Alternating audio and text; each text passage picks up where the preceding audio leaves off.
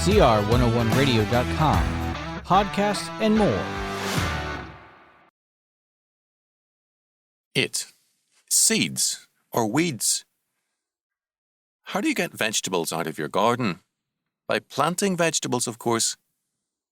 This is a fact almost too obvious to mention, except for the fact that most people seem to have forgotten that you reap what you sow and you harvest what you plant.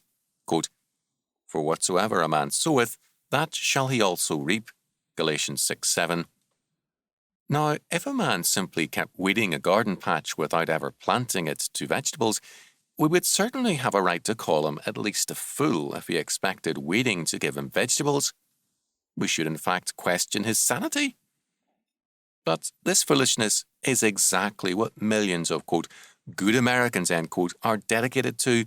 They do nothing but pull up weeds and they expect to harvest vegetables. How?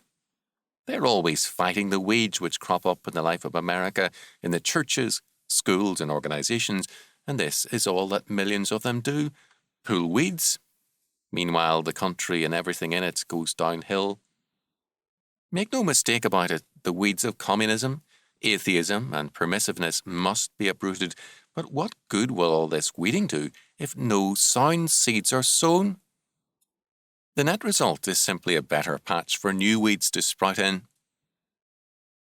Jesus said of the man who rid himself of an unclean spirit without submitting himself to God and bearing fruit to God, that such a man becomes then a dwelling place for 8 unclean spirits.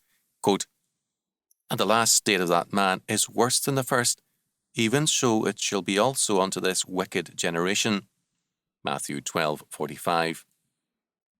When people are simply interested in getting rid of their weeds, their problems, and have no desire for planting seeds for moral and spiritual regeneration, then they are only the worse off for their efforts. Before you start pulling weeds and expecting to harvest vegetables, be sure you plant seeds as well. Perhaps that church or school is only a weed patch and will not be anything more. But, above all, plant the seeds, sow the word, establish truly Christian churches, free and independent Christian schools, establish a Christian family life and a godly operation in your farm or business life. The times may look bad for making a start, but there is no harvest without a planting. Quote, "He that observeth the wind shall not sow, and he that regardeth the clouds shall not reap."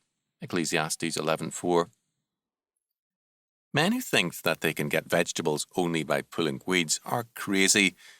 Why be one of them?